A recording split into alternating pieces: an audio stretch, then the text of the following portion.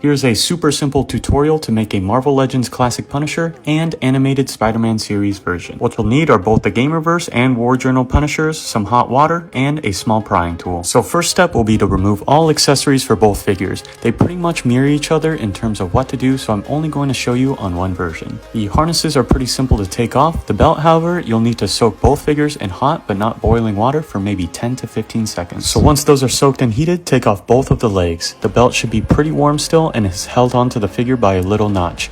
You should be able to take off the belt and slide it off the bottom. Next, use some of that hot water and pop off the boots. They should come off easily when warmed. Now for probably the hardest step in the entire process, pop off the hands and then soak the glove portions for each figure in the hot water. For these gloves, they're glued on, so you want to make sure they're hot enough that the glue sort of melts and can be moved around. With your prying tool, you want to be extra careful to not damage the figure, but stick that underneath the gloves and try to pull out the glove from the notch on the inner arm. You'll notice that there is a similar notch like the belt for these gloves, but once you get it out, you should be able to sort of roll the glove off his arms.